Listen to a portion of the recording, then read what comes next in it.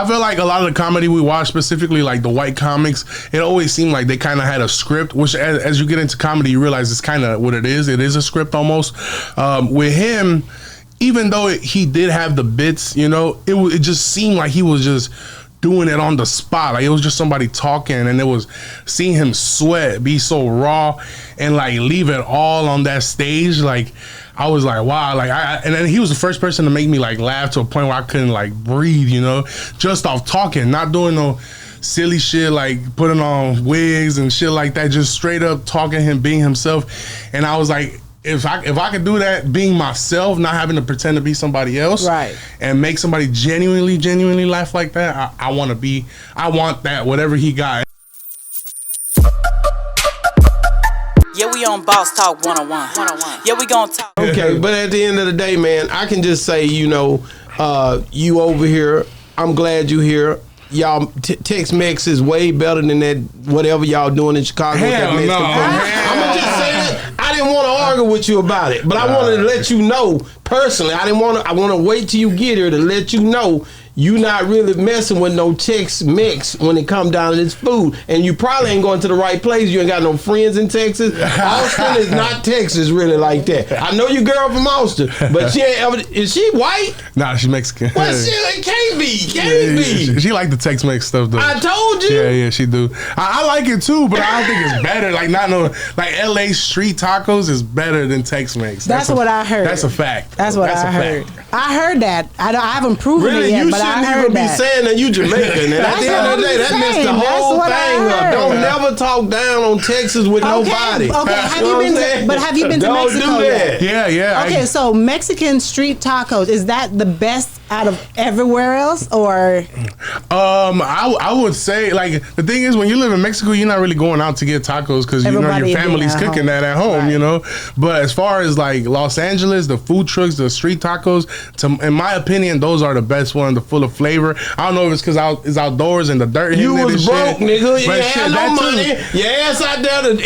We used to have something here. We got a Williams chicken here. The Williams chicken, they had a 2-piece dog. It was $1 and I believe $9. And the people watching this gonna know what I'm talking about. I like to die, but wasn't for that damn 2-piece. It come with 2-piece of chicken, a breast and a leg, and then they give you a biscuit with it, and that saved my life back in the day. Same thing happened with you with that damn truck out there. Yeah, I actually had that chicken. It's real good. Ralph Barbosa put me on that Ralph spot. put you on it. Yeah. Shout out to Ralph, man. Yeah. Ralph, where you at, baby? I'm all in your Kool-Aid. I'm in the heritage. Is this the Hispanic community? Yeah, you tapped in. I'm tapped in. You know what I'm saying? So who did you get your funny bone, I would say, from? Your mom or your dad?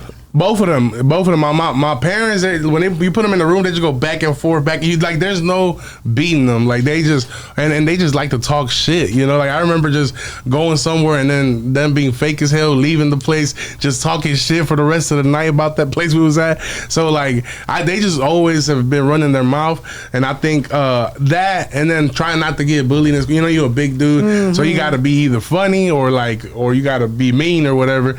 So I was just like always a funny kid. I was quick on my feet, like not quick on my feet for real, but but quick with my, responding to shit. Right. So I think that like building that self-defense mechanism or whatever on top of my parents just going back and forth all the time, that kind of helped me develop that funny bone in me. But how old were you when you figured like, you know what, I can make this into a business? Let me go ahead and step into this career. It was actually pretty early on, because when I was around 15, that's when YouTube had got like real hot. There was a lot of, people going viral for the first time, stuff like that. And I actually made a couple videos like just saying stupid shit, and one of them ended up going on World Star. So when I did that, and I saw that there was possible to generate money and to kind of talk to, reach different people that were across the country with the internet, I was like, damn, I don't even want to get a job. Because at that point, I was 15, 16, everybody's starting to get their first jobs. Right. And I was like, man, I don't want to, I was working at Little Caesars at the time. I was like, I don't want to work at Little Caesars and get recognized from YouTube and shit, and that was embarrassing at the time. So from there, I kind of knew that there was something out there that I wanted to do in entertainment. But then, I started working, drinking, you kind of fall off from being creative. And then right around maybe when I was 21, I had got a job at a bank, and at this bank, I was a teller. You know, now I wasn't like nothing special. You don't look like no teller. No, I know. I'm being real. No, I know. People definitely. Nobody is gonna look at you like, oh yeah, he can be a teller. That is not happening. Yeah, they would always wait for the girl. They'd be like, nah, we'll wait for her. Like, we're not gonna give him no deposit. Fuck that. He gonna run off with that. But yeah. So anyway, see, I forgot. When I was working there was a guy who owned a comedy club called the Comedy Shrine. They're no longer in business, but that's in Chicago. It's in Aurora, Illinois, actually. Okay. And he would always tell me, "Hey man, you're funny. Like you should come to my open mic night. You should come to my open mic night." And one day I just went, and I didn't sign up. I just went to see, and then I kind of saw that everybody went up. I was like, this is kind of trash. I feel like I could. It's kind of like ego in you a little bit that makes you feel like you're better than them. Right. So I signed up, and I went up. I wouldn't say I did great, but I did well enough that I kind of got hooked on it. You didn't get booed? No, hell no. I did not get booed. And then I also got booked for a paid show off my first open mic. Wow. So I kind of... even if I didn't want to sign up again, I kind of had to because I agreed to the booking. It was $60. I was like, $60 to talk shit? That was a lot of money to me, at the time. So, yeah, and then from there, I kind of just kept the snowball effect going. Wow. And I knew every time I did a show, I had to get another booking because I didn't have a car. My license was suspended. So I had to, like, make every opportunity count because I couldn't go to open mics and hang out and network and do all that other shit. Cause how did you get to the bookings? I mean, like, I would... He gonna drive illegally. My boy right here. Illegal to do this. Oh, 100%. 100%. I got arrested and locked up just for driving to a show or open mic a couple times. That's why I still don't got my license now. But my boy would take me. My pops would take me sometimes. Anybody I could ask. My little sister would take me. And I'd be like, I'll fill up your tank or whatever. And I used to be broke as shit. Like, I remember going to the open mic nights and they tell you it's a 2-drink minimum. I used to just duck the waitress the whole night until I went up. And then I used to just run off and go home. Hey, let me ask you this, man. Like, you key in on certain...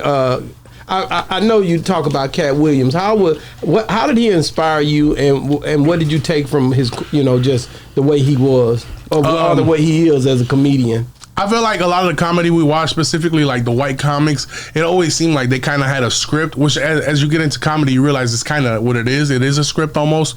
With him, even though he did have the bits, it just seemed like he was just doing it on the spot. Like, it was just somebody talking, and it was seeing him sweat, be so raw, and like leave it all on that stage. Like, I was like, wow. Like, and then he was the first person to make me like laugh to a point where I couldn't like breathe, just off talking, not doing no silly shit like putting on wigs and shit like that, just straight up talking, him being himself. And I was like, if I could do that, being myself, not having to pretend to be somebody else, right, and make somebody genuinely laugh like that, I want that, whatever he got. And then you meet you, and then obviously I did my homework, looked up different comedians, people like Patrice O'Neal. I heard you speak on Patrice O'Neal, R.I.P. Yeah, exactly. Who are so like raw and genuine, but still hilarious. It's just kind of like they just kind of pull those thoughts that we've all been thinking and just make it hilarious. Wow. I want to say. My boy Ali Siddiq is like that too. Yeah. He's the same way. I seen him here the other week. He come out every time and doing different sets, and he just talking and have a conversation. I think that's dope, man. Yeah, somebody like that's a different type of power. It's different because that type of power, I don't think I could ever. Obviously I would love to one day, but I don't think I could ever be as comfortable as he is while holding the room in silence. Yeah. But he's got the room at the palm of his hands, and he can make if he asks the audience to jump, they all gonna ask how high. You feel me? Like, he's got them like that, and I aspire to be like that, but that's not the type of comedy I do. But yeah, that is definitely a different type of talent. Is out of this world in my opinion. I like people that are different than me. So like somebody who's very like mellow or can tell a long story, a 20-minute story. I admire that a lot. Yeah, we on Boss Talk 101. Yeah, we gonna talk.